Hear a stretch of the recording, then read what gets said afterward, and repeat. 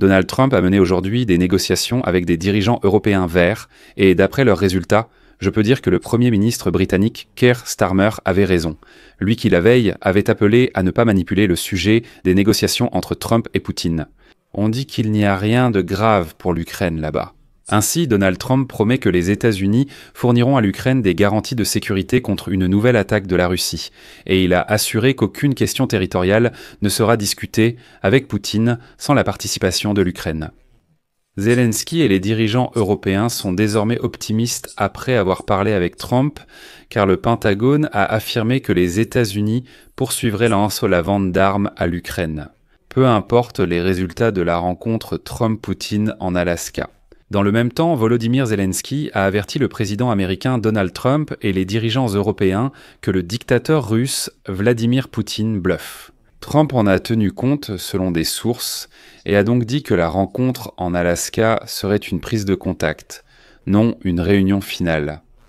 Je suis Alexei Petchi, nous sommes le 13 août. Faisons ensemble le point sur les négociations entre Donald Trump, Vladimir Zelensky et les dirigeants européens. Quelles conclusions tirer de ces négociations et que prévoir pour les discussions Trump-Poutine en Alaska le 15 août? Nous allons maintenant tout examiner dans l'ordre. Avant de commencer, abonnez-vous à cette chaîne, likez, commentez et rejoignez mon Telegram Pesci News. Le lien se trouve dans la description de cette vidéo. Alors, le président des États-Unis, Donald Trump, a eu aujourd'hui des entretiens avec le président de l'Ukraine, Volodymyr Zelensky, et avec des dirigeants européens afin de coordonner leurs positions avant les négociations avec Vladimir Poutine en Alaska, le 15 août. Au cours de la conversation, le président ukrainien Volodymyr Zelensky a mis en garde Donald Trump contre le bluff du dictateur russe Vladimir Poutine. Je cite, « Bien sûr, nous avons discuté aujourd'hui de la situation sur le champ de bataille. J'ai dit au président des États-Unis et à tous, Poutine bluffe. Il met la pression avant la rencontre en Alaska et veut faire croire à l'inefficacité des sanctions. En réalité, les sanctions aident beaucoup et frappent l'économie russe. Zelensky a admis que la Russie a plus d'armes, surtout d'artillerie, 3 fois plus, mais subit aussi 3 fois plus de pertes. J'ai dit à mes collègues, au président des États-Unis et aux Européens que Poutine ne veut pas la paix. Il veut occuper notre État et nous le comprenons tous. Poutine ne trompera personne. Il faut plus de pression pour la paix, pas seulement des sanctions américaines, mais aussi européennes. La question territoriale a également été discutée lors de cette conversation. Selon le chancelier allemand Friedrich Merz, l'Ukraine accepte de discuter de la question territoriale, mais refuse de reconnaître juridiquement la souveraineté russe sur les zones occupées. Friedrich Merz a ainsi résumé brièvement sa conversation téléphonique avec le président américain Donald Trump. Selon lui, il a été expliqué à Trump qu'un cessez-le-feu devait d'abord être instauré sur le front, et qu'ensuite les parties essaieraient de conclure un accord à long terme pour mettre fin à la guerre. Citation de Merz. L'Ukraine accepte de discuter des questions territoriales, mais uniquement à partir de la ligne de front, sans reconnaître l'occupation russe. Le chancelier d'Allemagne a aussi exposé à Trump diverses positions de l'Ukraine et de l'Europe.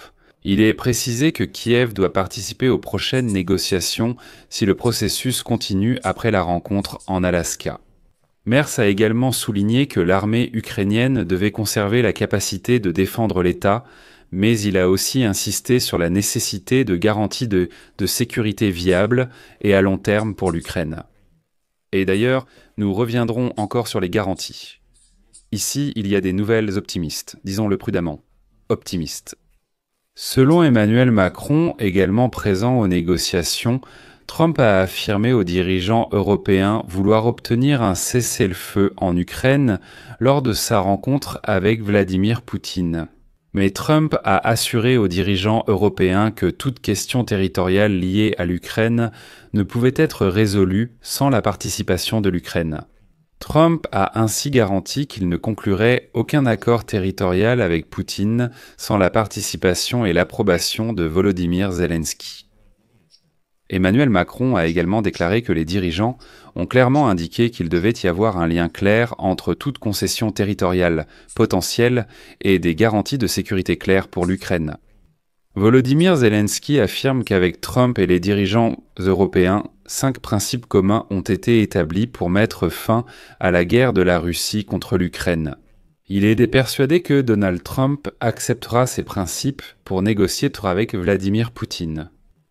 Les principes consistent en ce que tout ce qui concerne l'Ukraine doit être discuté exclusivement avec l'Ukraine, c'est-à-dire au minimum dans un format de négociation tripartite impliquant les États-Unis, la Russie et l'Ukraine. Donc ici, la Russie ne peut pas garder à Moscou ses rêves humides selon lesquels Donald Trump et Vladimir Poutine se partageraient le monde en Alaska. Cela n'arrivera pas. Selon les principes, un cessez-le-feu et des garanties de sécurité fiables sont d'abord nécessaires.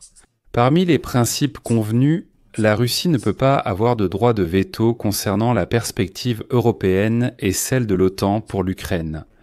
De plus, Volodymyr Zelensky a souligné que les négociations de paix doivent être accompagnées d'une pression appropriée sur la Russie. Et voici une citation de Volodymyr Zelensky. « Les sanctions doivent être maintenues et renforcées si la Russie n'accepte pas un cessez-le-feu en Alaska.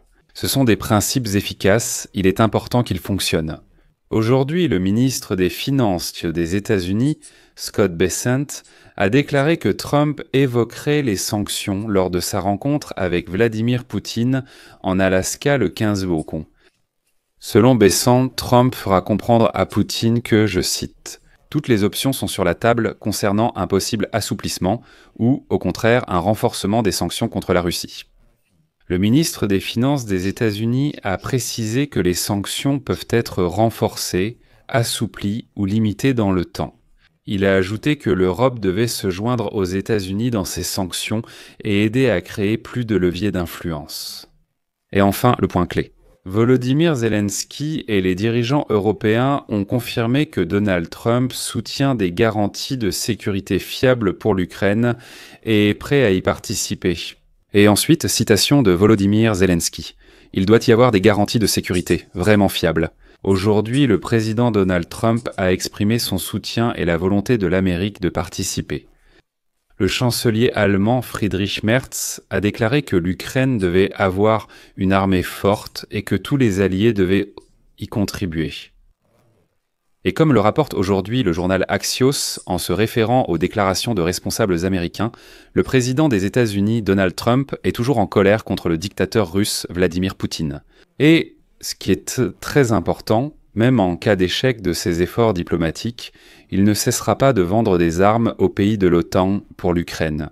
En résumé, Washington a clairement garanti que, peu importe l'issue des négociations en Alaska, la vente d'armes à l'Ukraine se poursuivra.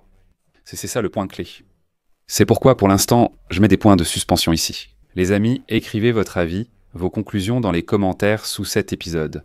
Abonnez-vous à la chaîne, cliquez sur la cloche, n'oubliez pas de mettre un like. Si vous souhaitez soutenir le travail de cette chaîne YouTube, vous pouvez le faire en faisant un don via les liens et les coordonnées dans la description de cette vidéo ou via le code QR affiché à l'écran.